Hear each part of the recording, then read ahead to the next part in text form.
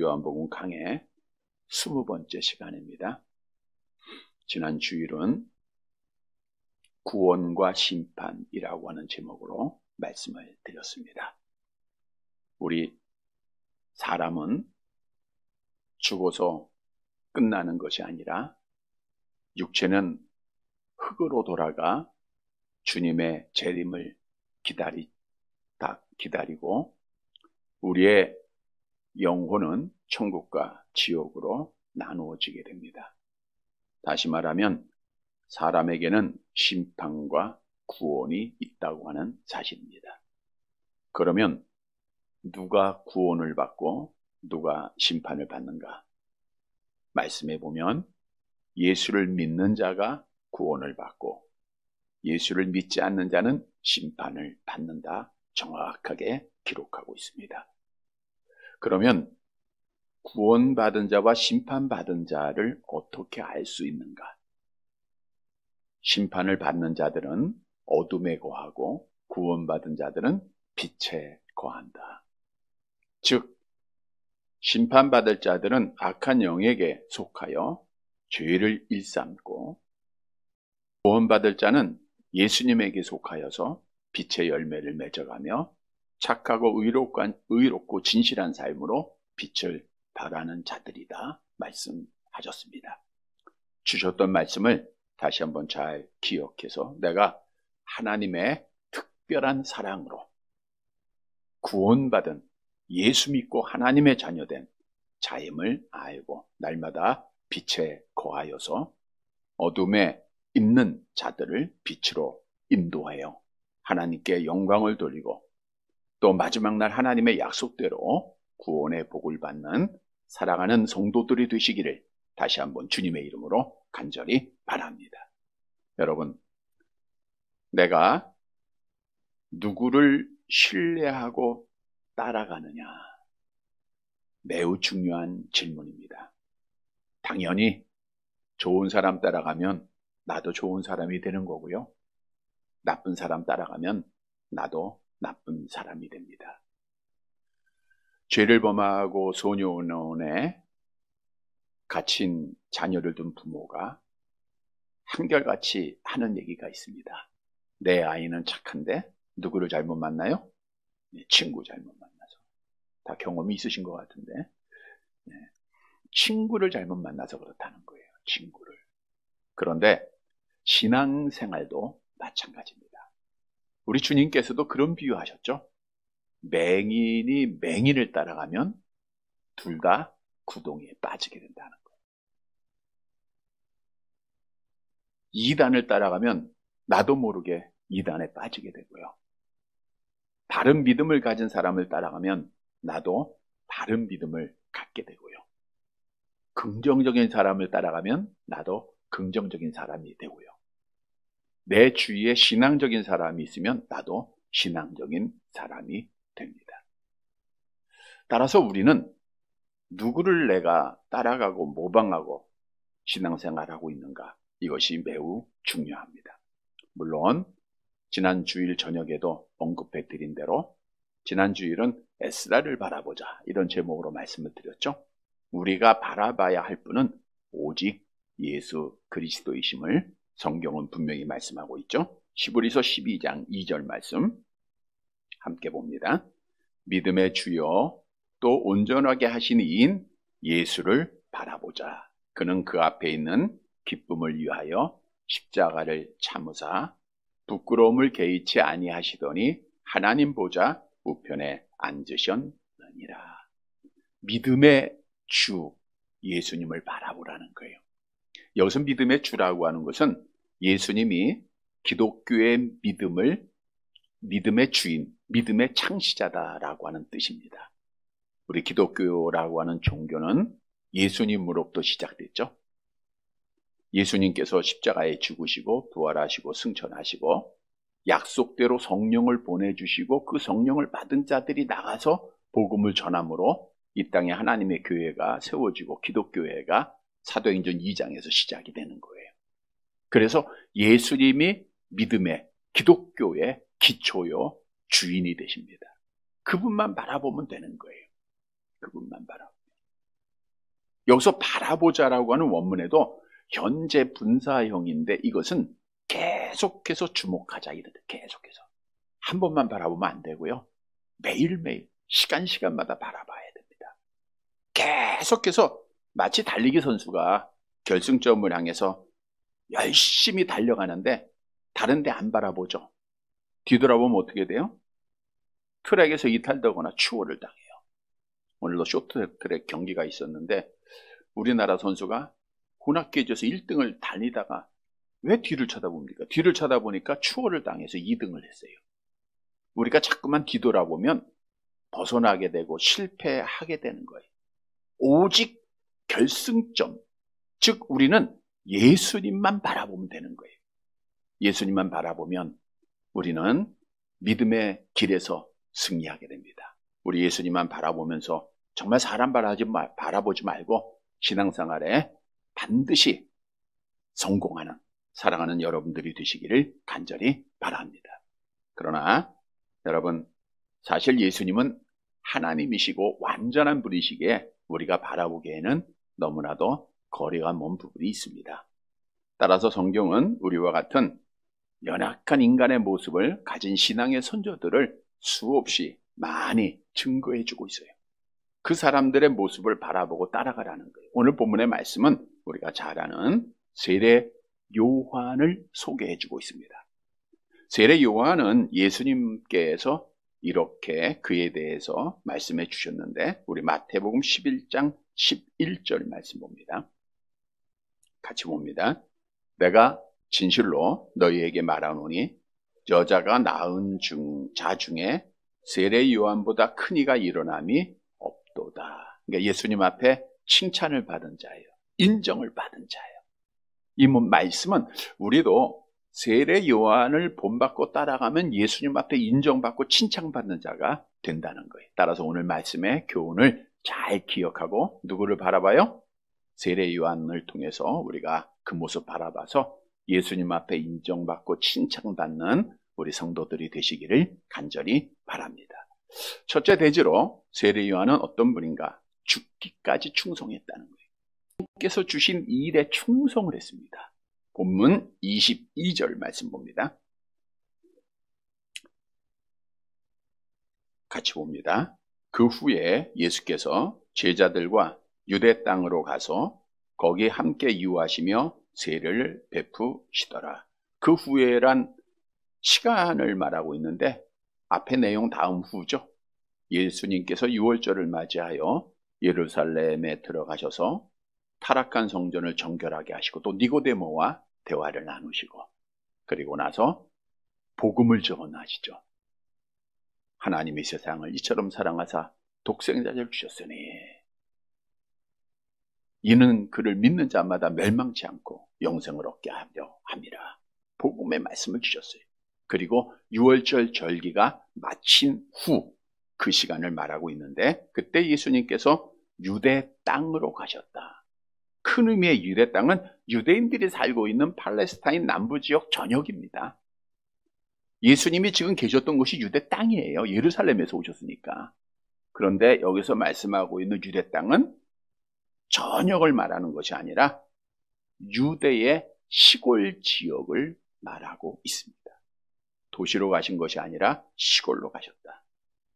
예수님께서는 도시 사람보다는 시골 사람, 있는 자보다는 없는 자들, 배운 자보다는 못 배운 자들, 건강한 사람보다는 병든 자들, 강한 자들보다는 약한 자들, 권세 있는 자들보다는 없는 자들을 찾으셔서 하나님의 사역을 전했음을 성경은 말씀해 주고 있습니다. 그곳에서 뭘 베풀어요? 세례를 베푸시더라. 세례. 근데 예수님이 직접 세례 베푸신 것이 아니고 성경에 보니까 그의 제자들이 세례를 베풀었다라고 말씀해 주고 있는데 요한복음 4장 2절이 답을 하고 있죠. 함께 봅니다. 예수께서 친히 세례를 베푸신 것이 아니요 제자들이 베푼 것이라. 물론 당시의 세례는 예수님이 십자가에 죽으시기 전이시기 때문에 우리가 받은 세례와는 구별이 됩니다. 우리는 예수님이 나의 죄를 대신해서 십자가에 죽으셨습니다라고 고백하고 세례받잖아요. 근데 이때는 그 전이기 때문에 요한이 베풀었던 회개를 의미하는 물세례를 말씀하고 있다는 것을 이해하시면 되겠죠. 그런데 예수님의 제자들이 세례를 베푸는 시간에 요한도 세례를 베풀고 있었다는 거예요. 23절 말씀 보세요. 23절 같이 봅니다. 요한도 살렘 가까운 에논에서 세례를 베푸니 거기 물이 많음이라. 그러므로 사람들이 와서 세례를 받더라. 요한복음 1장에서 예수님을 향하여 보라 세상 죄를 지고 가는 하나님의 어린 양이라 라고 증거했던 세례 요한이 다시 등장을 합니다. 여기서 중요한 사실은 세례 요한이 예수님께서 공생애를 시작하셨습니다. 세례 요한이 온 목적은 예수님의 길을 예비하는 거예요. 그런데 예수님이 사역을 시작했음에도 불구하고 세례 요한은 사역을 쉬지 않았다고 하는 사실이죠. 언제까지 세례 요한이 사역을 했는가? 24절 말씀 함께 봅니다. 요한이 아직 옥에 갇히지 아니하였더라. 언제까지 사역한 거예요? 옥에 갇힐 때까지 사역을 했다는 거예요. 세례 요한이 옥에 갇히는 시간을 마태복음이나 마가복음에 보면 예수님이 광야에서 시험받고 나서 바로 갇히는 것으로 기록되어 있죠. 근데 사실 시간적으로 보면 예수님이 광야에서 시험받은 것이 주전 27년입니다. 가을입니다. 요한이 처형당한 것은 29년 겨울이죠. 역사적인 시간적인 개념에서 말씀드리는 거예요. 그러면 2년여 동안 세례 요한은 뭘 했느냐?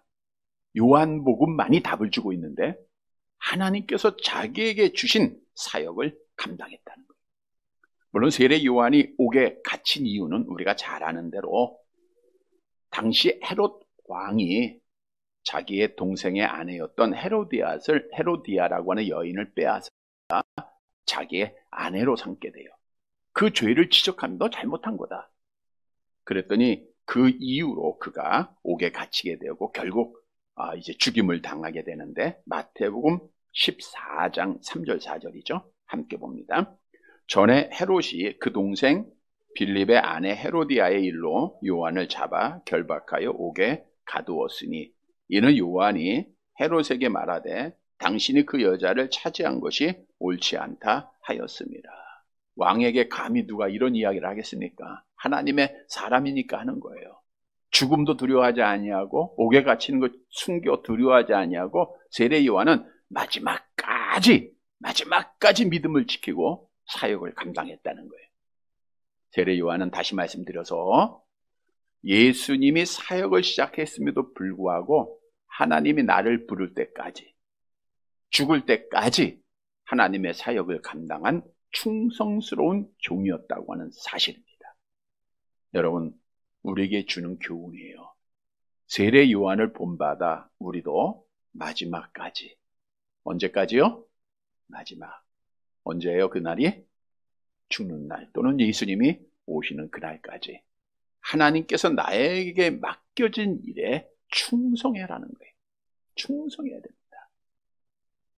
우리 예수님께서 마지막 심판에 대한 비유를 하시면서 하나님께서 모든 사람에게 달란트를 주셨다 이런 말씀을 주셨어요. 5달란트, 어떤 사람에게는 2달란트, 1달란트를 주십니다. 이 맡기셨다고 하는 것은 결산의 날이 있다는 거예요. 그것이 마지막 시간입니다. 그때에 1달란트 받았던 게을렀던 종은 심판주 대신 예수님 앞에 책망을 받아요. 악하고 게으른 종아. 그래서 우리 성도들은 정말 열심히 일해야 됩니다. 분초를 아껴가면서 게으르게 생활하지 말아야 돼요. 그러나 5달란트, 2달란트 받았던 충성스러운 종들에게 심판주가 이렇게 말씀을 하시죠. 마태복음 25장 21절 함께 봅니다. 그 주인이 이르되 잘하였도다. 착하고 충성된 종아. 내가 적은 일에 충성하였음에 내가 많은 것을 내게 맡기리니 내 주인의 즐거움에 참여할지어다 하고 내 주인이 이르되 잘하였도다. 착하고 충성된 종아. 충성한 자들은 마지막에 하나님 앞에 칭찬받는 거예요. 그래서 천국에서 영생하고 상 받을 자들은 주의 일에 충성해야 됩니다. 꼭 우리가 나에게 주어진 일에 충성하면 돼요. 그 가운데서 우리가 행해야 할 것은 하나님을 나타내 보이는 거고 복음을 전하는 거죠. 성경도 분명히 우리가 충성해야 할 일이 무엇인가를 말씀해 주고 있는데 고린도전서 4장 1절 2절이죠. 함께 봅니다. 사람이 마땅히 우리를 그리스도의 일꾼이요 하나님의 비밀을 맡은 자로 여길지어다. 그리고 맡은 자들에게 구할 것은 충성이라. 사람이 하나님의 특별한 사랑을 받은 사람을 말하고 있어요. 이들은 마땅히 우리는 그리스도의 뭐예요? 일꾼입니다.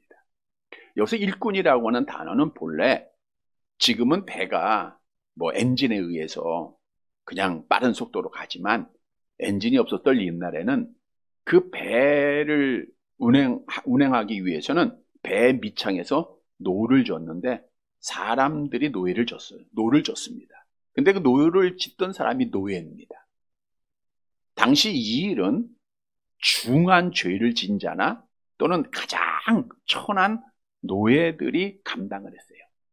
근데 여기서 잘 알아야 될 것은 한 번 노를 짓는 노예가 되면 죽기 전에는 그 일에서 벗어날 수가 없다는 거예요. 우리가 가끔 영화에 보면 막 노를 짓는 그런 모습들을 보잖아요. 죽을 때까지 짓는 게 죽을 때. 그게 일꾼입니다. 그게 일꾼이에요. 죽기까지 오늘 본문의 세례 요한처럼 일꾼이 되라는 거예요. 일꾼. 하나님께서는 여러분을 충성되이 여기어서 여러분에게 사명을 주시고 직분을 주셨다. 성경은 말씀해 주고 있죠. 그 일에 우리가 죽을 때까지 노예가 돼서 충성하라는 거예요. 그러면 우리가 받은 일은 어떤 일이냐?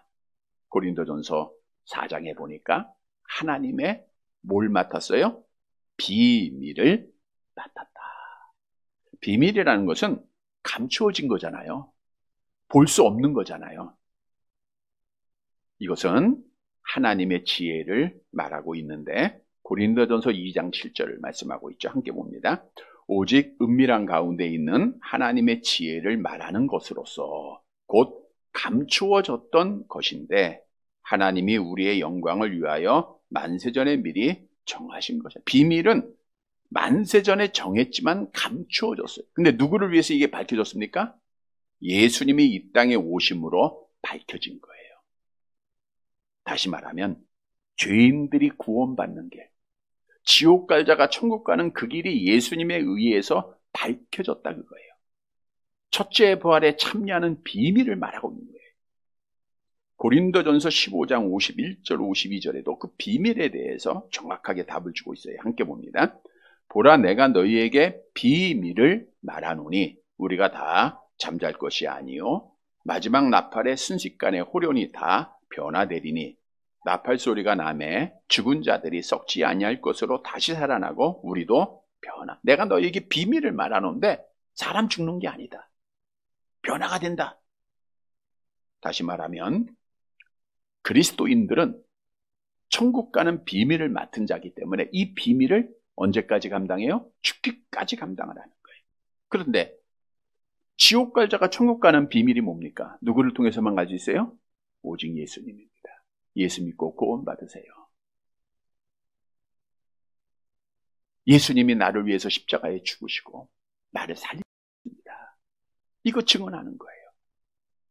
예수가 그리스도가 되시고 하나님의 아들이십니다. 증언하는 거예요. 이 복음을 전하는 일을 우리가 맡았습니다. 마치 배 밑창에서 죽을 때까지 노를 져야 하듯 세례 요한처럼 끝까지 그가 정말 목배임을 당했잖아요. 그때까지 복음을 전했듯 우리도 이 사명 감당해야 된다는 거예요. 여러분, 내가 지금 살아있다는 것, 예수님께서 아직 재림하지 않으시다고 하는 것은 나를 통해서 아직 구원받을 자가 있다고 하는 사실을 우리에게 알려주고 있는 거예요. 아직 여러분의 자녀들 중에, 여러분의 형제들 중에, 여러분의 가족들 중에, 이웃들 중에 나하고 관계 있는 사람들 중에 하나님의 구원받을 자가 있다는 거예요. 여러분들이 그 일을 위해서 기도하고 있죠. 여러분들이 그 사람을 위해서 지금 마음에 품고 있죠. 기도하면서 복음을 전해야 돼요. 예수를 전해야 돼요. 이것이 우리의 사명이에요. 사도 바울은 이 사명을 잘 감당한 자입니다. 그래서 그가 죽기 전에 우리가 잘 아는 말씀으로 신앙 고백을 했죠. 이 고백이 우리가 하나님 앞에 마지막 시간에 드려져야 될 고백이라 그랬죠. 함께 합니다. 디모데후서 4장 7절 8절입니다. 함께 봅니다. 나는 선한 싸움을 싸우고 나의 달려갈 길을 마치고 믿음을 지켰으니 이제 후로는 나를 위하여 의의 면류관이 예비되었으므로 죽어도 의로우신 재판장이 그날에 내게 주실 것이며 내게만 아니라 주의 나타나심을 사모하는 모든 자에게도니라. 여러분, 오늘이 마지막이라고 하면 이 고백이 있어야 돼요.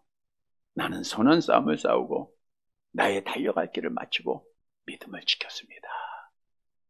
이 고백을 할 수 있는 성도들이 돼야 돼요. 내일이 마지막이라고 하면 내일 이 말씀 해야 됩니다. 우리는 하나님의 상급 바라보면서 죽도록 충성해야 할 일은 여러분의 삶의 현장에서 충성하는 거예요. 근데 그 가운데 뭘 전해야 돼요? 복음을 전하는 거예요. 누구를 만나든지 여러분의 형제들에게 복음 전해야 됩니다. 죽도록 충성하라. 그리하면 생명의 관을 내게 줄 것을 성경은 약속합니다. 성도 여러분, 오늘 세례 요한은 죽기까지 예수님이 사역을 했으니까 이제 나는 그만둬야 돼. 다른 사람이 됐으니까 나는 나이가 먹었으니까 그만둬야 돼. 이게 아닙니다. 지금 이만큼 건강하고 이만큼 생명이 있은 거 내가 해야 할 일이 있는 거예요. 기도할 수 있고요. 무엇보다도 천국의 복음의 비밀을 전할 수 있잖아요. 우리는 이 일, 세례 요한처럼 끝까지 죽을 때까지 감당해서 나는 선한 싸움을 싸우고 나의 달려갈 길을 마치고 믿음을 지켰습니다. 주님 앞에 고백하고 상받는 사랑하는 성도들이 되시기를 간절히 바랍니다. 두 번째로 세례 요한은 하나님 중심의 사람이었다는 거예요. 하나님 중심.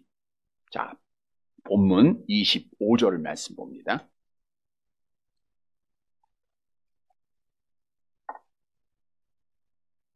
같이 봅니다. 이에 요한의 제자 중에서 한 유대인과 더불어 정결 예식에 대하여 변론이 되었다. 이 정결 예식은 세례를 말하고 있는데 요한의 제자 중과 유대인 사이에서 변론이 붙었어요. 이 변론의 내용은 뭐냐 하면 지금 세례 요한도 뭘 베풀고 있어요? 세례를 베풀고 예수님의 제자들도 세례를 베풀죠. 그러니까 서로 변론이 된 거야. 야, 누구의 세례가 진짜인가? 누구의 세례가 더 좋은 건가? 서로 변론을 하는 거예요. 논쟁을 했죠. 여러분, 우리 기독교 신앙에서 논쟁은 어리석은 짓입니다. 하나님께서 말씀하셨어요. 디모데후서 2장 23절 함께 봅니다. 어리석고 무식한 변론을 버리라. 이에서 다툼이 나는 줄 알미라. 그래서 논쟁과 변론을 하지 말아야 돼요. 이 아무리 논쟁을 해야 누구께 오르냐? 답이 나와요. 그래서 요한의 제자들이 요한한테 와서 이렇게 말합니다. 26절 말씀 함께 봅니다. 그들이 요한에게 가서 이르되 라삐여 선생님과 함께 요단강 저편에 있던 곧 선생님이 증언하시던 이가 세례를 베풀매 사람들이 다 그에게로 가더이다. 요한의 제자들이 세례 요한을 향하여 라삐여 존경의 표시입니다. 존경하니까 따라갔겠죠. 최고로 존경하는 거예요. 왜냐? 요한의 제자들은요, 요한이 예수님보다 더 사역을 먼저 시작했죠. 세례도 먼저 베풀었죠. 그래서 나이도 더 많죠. 요한이 원조라고 생각하고 따라다니는 거예요. 근데 지금으로 말하면 원조 식당이 있는데 짝퉁 식당이 있어요. 근데 사람들이 오늘 본문에 보니까 선생님과 함께 요단강 저편 예수님을 말하고 있죠. 세례를 베풀며 사람들이 그에게로 가더이다. 현재형이에요. 지금 세례 요한을 따르던 사람들이 많은 사람이 계속해서 상당수가 예수님에게로 가고 있다는 거예요. 짝퉁 식당으로 몰리는 거예요. 그러니까 세례 요한의 제자들이 시기가 나요, 안 나요? 시기가 나겠죠. 그래서 세례요한한테 질문한 거예요. 왜 사람들이 지금 절로 다 가고 있는데 이거 어떻게 된 겁니까? 세례요한의 답을 주목해 보세요. 27절 같이 봅니다. 요한이 대답하여 이르되 만일 하늘에서 주신 바 아니면 사람이 아무것도 받을 수 없느니라. 하늘에는 누가 계세요? 하나님이. 그래서 오늘 본문의 말씀에서는 하늘이 주신 바, 이거는 하나님이 주신 바 그 뜻입니다. 하나님이 주시지 않았으면 아무것도 받을 수 없다. 지금 예수님에게 사람들이 몰려가는 것은 누가 주셨다는 거예요? 하나님이 주셨다는 거예요. 자, 그럼 세례 요한은 누구를 중심으로 말하고 있는 거예요? 하나님 중심. 하나님 중심의 신앙을 가지고 있었기 때문에 비록 자기를 찾던 자들이 예수님 앞에 향하고 합니다. 그런데 그것을 하나님이 하셨다라고 세례 요한은 증언하고 있는 거예요. 여러분, 아주 귀한 신앙이에요. 따라서 오늘 말씀을 통해서 우리도 세례 요한처럼 하나님 중심의 신앙을 가져야 합니다. 누구 중심이요? 하나님 중심. 우리 장로교의 기본 원리가 두 가지인데 하나님 중심, 성경 중심입니다. 그래서 장로교 신앙의 기초를 놓은 칼빈이라고 하는 사람도 그의 유명한 저서 기독교 강요에서 하나님을 알아야 나를 안다, 이런 말을 해요. 하나님 중심으로 생각해야 내가 누군지 알게 된다는 거예요. 그래서 나를 알아야 하나님을 바로 섬길 수 있다라고 말하고 있는 거예요. 하이델베르크 요리문답 21문은 이것도 우리 장로교의 교리문답 중에 하나입니다. 참신앙을 이렇게 정의하고 있어요. 우리 참신앙이 어떤 것인가 한번 같이 보겠습니다. 시작. 참신앙은 하나님께서 우리에게 말씀으로 계시하신 모든 것을 참되다고 받아들이는 어떤 지식만이 아니고, 그러니까 성경을 말하고 있죠. 성경이 진짜야, 이것만 믿는 것이 아니고 믿어야 돼요. 당연히 믿어야 되고, 그 다음 계속 봅니다.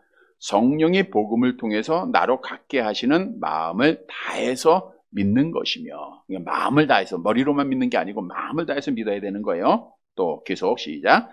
나에게 하나님께서 죄의 용서와 영원한 의와 구원을 오직 그리스도의 역사로 전적인 하나님의 은혜로 주신 것을 믿는 겁니다. 즉 내가 죄 용서받고 내가 의인되고 예수를 믿음으로 하나님의 자녀가 되고 구원받은 건 누가 하셨다는 거예요? 여기서 누가? 하나님이 은혜로 주셨다. 이게 하나님 중심이에요. 그러니까 진짜 믿음은 하나님 중심의 믿음이다, 그거예요.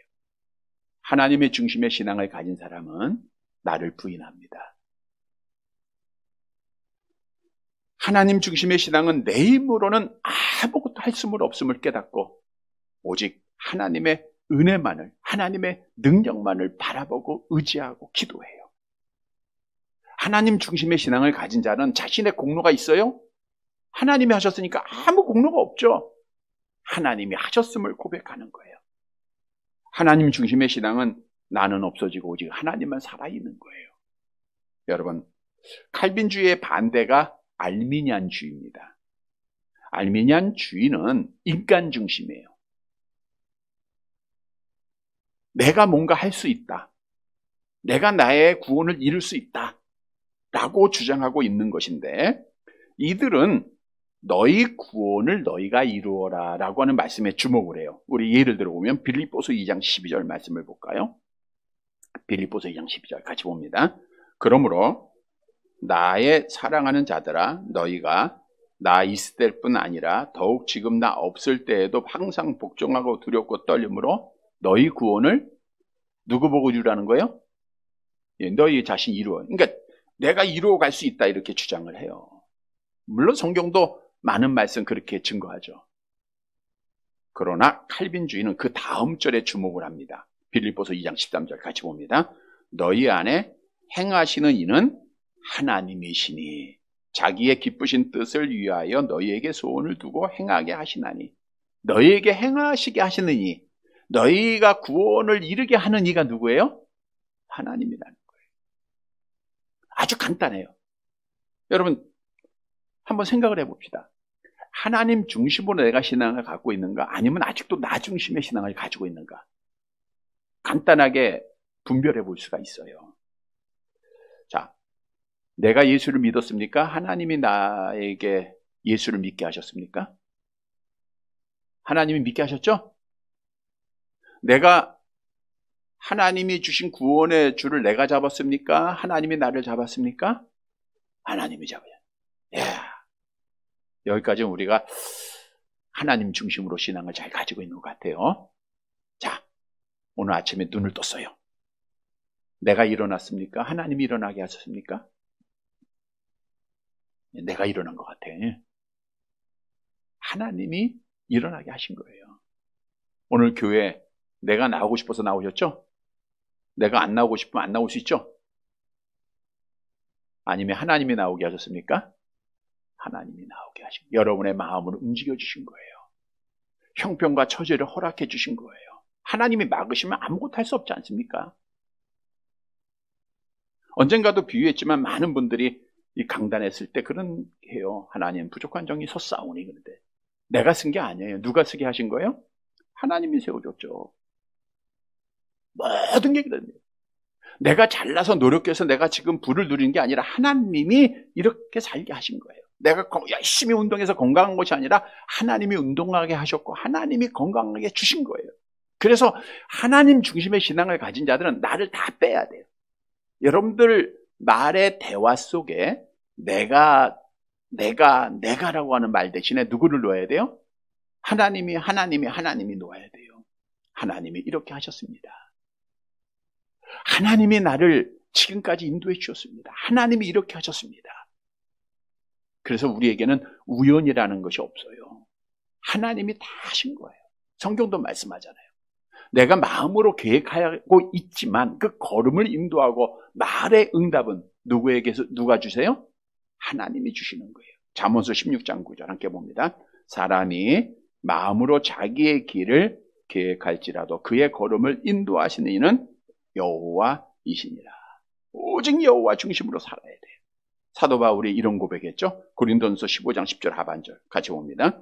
내가 모든 사도보다 더 많이 수고하였으나 내가 한 것이 아니요 오직 나와 함께 하신 하나님의 은혜로다. 그러니까 하나님 중심의 신앙을 가진 자들은 나를 자랑하고 내 영광을 나타낼까요? 하나님을 자랑하고 하나님의 영광을 나타낼까요? 하나님을 자랑하고 하나님의 영광 나타나게 돼 있어요. 나는 없어지고 하나님만 나타나니까.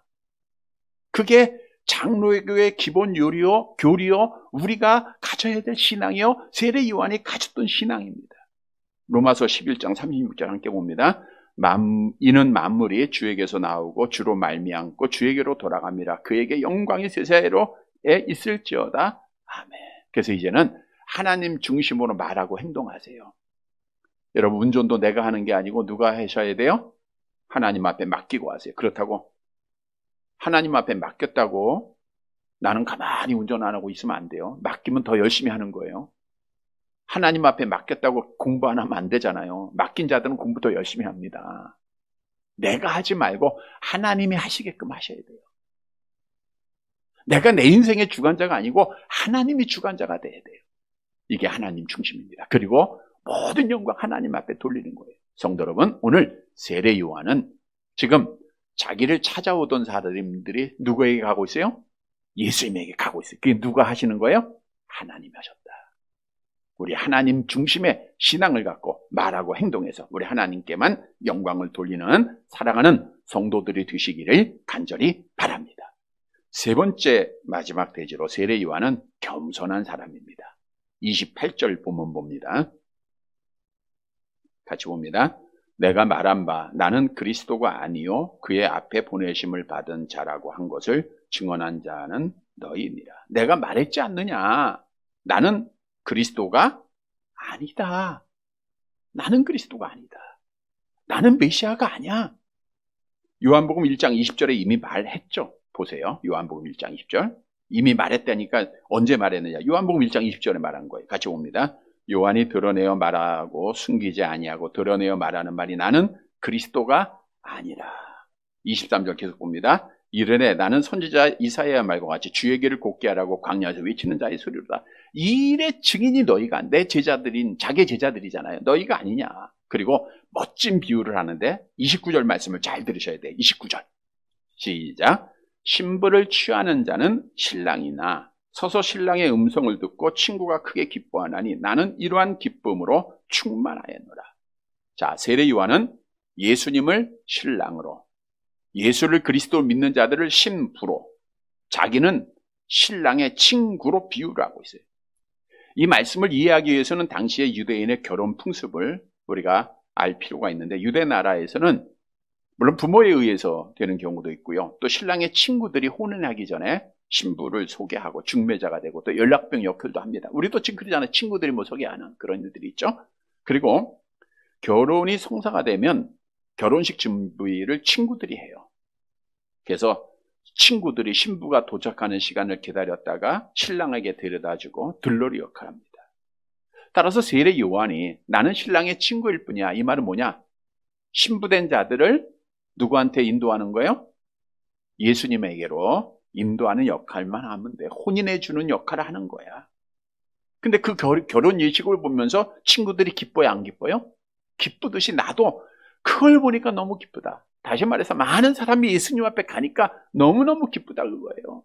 너무너무 기쁘다. 그리고 마지막 결론의 말씀을 하죠. 30절 같이 봅니다. 그는 흥하여야 하겠고 나는 쇠하여야 하리라 하니라. 그는 흥하고 나는 망해야 된다는 거예요. 여러분, 누가 이런 고백을 할 수가 있겠습니까? 세례 요한은 무대 중심에서 주인공이 될 만한 사람이었지 않습니까? 말라기 선지자 시대에 선지자가 없었기 때문에 세례 요한이 강야에서 외치는 자의 소리가 됐을 때 수많은 무리들이 세례 요한을 따랐어요. 교만해질 수 있습니다. 자기를 나타낼 수도 있었어요. 영광 받을 수 있는 자리예요. 그러나 세례 요한은 끝까지 한 번도 교만하지 아니하고 마지막 결론으로 이런 말을 해요. 그는 흥하여야 했고 나는 망하여야 했다. 영광 받아야 할 자가 다 내려놓고 오직 예수님만 영광 돌리는 거예요. 얼마나 겸손한 분입니까? 오늘 우리에게 주는 교훈이에요. 우리도 세례 요한처럼 겸손한 자가 되라는 거예요. 악한 영은요, 우리를 멸망의 길로 인도하기 위해서 교만이라고 하는 씨앗을 많이 뿌려놓습니다. 초신자가 교만할까요? 많이 믿은 자가 교만할까요? 많이 믿는 자. 직분 없는 자가 교만할까요? 직분 가진 자가 교만할까요? 직분 가진 자. 건강한 자가 교만할까요? 병든 자가 교만할까요? 건강한 자가 교만한 거예요. 못 배운 자들보다 배운 자가 교만하고요. 오랫동안 신앙생활하는 사람이 교만하고요. 작은 자가 아니라 큰 자가 교만해요. 오늘날도 보면요. 처음에는 안 그랬는데 이 목사님들 가운데서도 그런 분들이 참 많잖아요. 많은 사람이 따르니까 나도 모르게 교만해지는 거예요. 교만해져요. 그러면 그거는 타락의 길로 가는 겁니다. 어떤 목사님은 참 많은 사람이 따랐어요. 그런데 설교에 그런 얘기예요. 하나님도 나한테 까불면 죽어. 나는 성령의 본체야. 나는 이 시대의 선지자야. 나는 지금 하나님 앞에 직통하고 있어. 근데 놀라운 것은 수많은 사람이 그를 따르며 아멘 아멘 하고 있다는 거예요. 얼마나 안타까운 일입니까? 교만해지고 내가 하나님 자리에 올라가면요 죽는 거예요. 암송합니다. 잠언서 16장 18절 교만은 패망의 선봉이요 거만한 마음은 넘어집에 합자면. 여러분, 교만하면 죽는 거예요. 교만은 직사하는 거예요. 그러나 하나님은 겸손한 자에게 은혜를 주시죠. 야고보서 4장 6절에 보니까 겸손한 자에게는 은혜를 주신다. 그래서 우리는 교만에 대해 겸손해야 돼요? 겸손해야 돼요. 겸손하기 위해서는 예수님 바라봐야 되는데 예수님 너무 높죠? 세례 요한 바라보면 됩니다. 자기가 주인공이어야 할 자가 자기는 뒤로 빠지고 엑스트라가 되는 거예요. 나의 삶에 우리는 엑스트라일 뿐이에요. 우리의 주인공은 누구예요? 예수님입니다. 우리는 낮아져야 돼요. 사도 바울이 나는 죄인 중에 괴수입니다. 나는 만삭되지도 못한 자 같습니다. 얼마나 겸손한 고백입니까? 성도 여러분, 신앙생활은 겸손입니다. 신앙생활은 나보다 남을 낮게 여기는 거예요. 먼저 인사하는 거예요. 먼저 손잡아주는 거예요. 먼저 이해하는 거예요. 먼저 살아가는 거예요. 이게 우리 기독교 신앙의 기본 원리예요. 세례 요한을 본받아서 겸손하게 우리 주님만 높이는 사랑하는 성도들이 되시기를 간절히 바랍니다. 말씀을 정리해 드립니다. 오늘은 우리가 본받아야 할 세례 요한을 오늘 본문을 통해서 우리에게 교훈해 주고 있습니다. 성도 여러분, 정말 우리가 본받고 따라가야 될 세례 요한 어떤 분이었는가? 먼저는 어떤 분이에요? 죽기까지 충성했다. 어떤 일에? 복음 전하는 일에. 우리도 정말 죽기까지 하나님의 일에 노예예요. 내가 우리 죽을 때까지 노져야 돼요. 나의 삶의 현장에서 믿지 않는 자들에게 복음을 전하는 일을 해야 돼요. 두 번째 세례 요한은 누구 중심의 사람이에요?